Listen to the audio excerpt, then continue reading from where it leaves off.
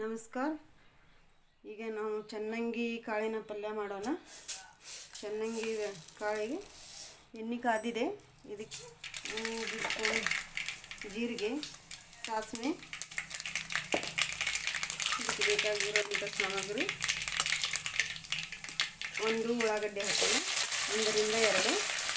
ಆಮೇಲೆ ಕರಿಬೇವಿನ ಸೊಪ್ಪು ಇದೆಲ್ಲ ಮಿಕ್ಸ್ ಮಾಡೋಣ.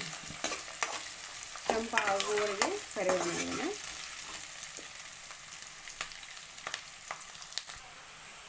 ಇವಾಗ ಇದು ಫ್ರೈ ಆಗಿದೆ. ಇದಕ್ಕೆ ಚನ್ನಂಗಿ ಕಾಳು, ರಾತ್ರಿ ನೆನೆಸಿರುವಂಥ ಚನ್ನಂಗಿ ಕಾಳು ಇದು ಫ್ರೈ ಮಾಡೋಣ. ಎಣ್ಣೆ ಜೊತೆ ಈ ಥರ ಫ್ರೈ ಆಗಬೇಕು.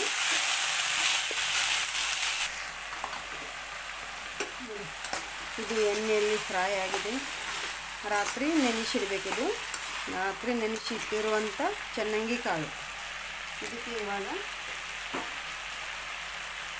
ರುಚಿಗೆ ತಕ್ಕಷ್ಟು ಉಪ್ಪು ಹಾಕೋಣ. ಶುಗರ್ ಬಿ.ಪಿ ಇದ್ದರೆ ಕಡಿಮೆ ಹಾಕಿ, ಇಲ್ಲಾಂದರೆ ರುಚಿಗೆ ತಕ್ಕಷ್ಟು ಹಾಕಿ. ಸ್ವಲ್ಪ ಅರಿಶಿನ ಪುಡಿ ಹಾಕೋಣ.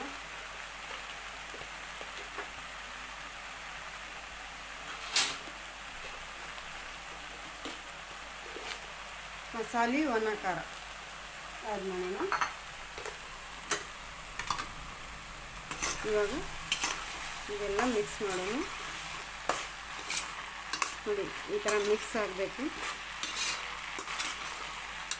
ವಾವ್, ಎಷ್ಟು ಚೆನ್ನಾಗಿದೆ, ಎಷ್ಟು ಸುಗಂಧ ಬರ್ತಾ ಇದೆ. ವಾವ್. ಇವಾಗ ಇದಕ್ಕೆ ಟೊಮೆಟೊ 1 ರಿಂದ 2 ಇಟ್ಟಿರುವಂಥ ಟೊಮೆಟೊ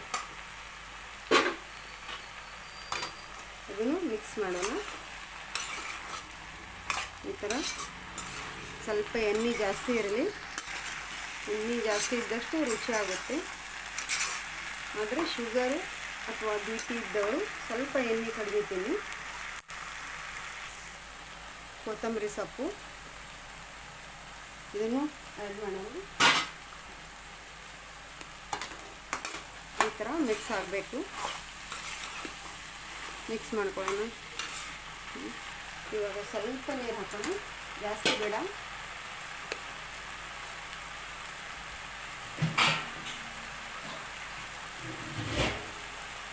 ಜಾಸ್ತಿ ಬೇಡ, ಸ್ವಲ್ಪ ಸಣ್ಣ ಲೋಟದಿಂದ ಒಂದು ಸಾಕು. ಯಾಕಂದರೆ ರಾತ್ರಿ ನೆನೆಸಿ ಇಟ್ಟಿರುವಂಥ ಚನ್ನಂಗಿ ಕಾಳು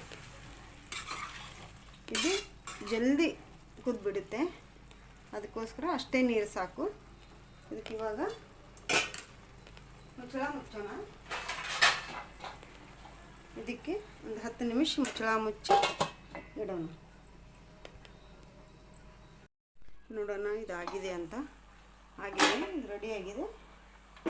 ಇದಕ್ಕೆ ಸ್ವಲ್ಪ ಈ ಥರ ಮಿಕ್ಸ್ ಮಾಡ್ಕೊಳ್ಳೋಣ. ನೋಡಿ, ಆಗಿದೆ, ಇವಾಗ ರೆಡಿ. ವಾವ್, ಸೂಪರ್ ಆಗಿದೆ. ಇದಕ್ಕೆ ಈಗ ಗ್ಯಾಸ್ ಆಫ್ ಮಾಡೋಣ.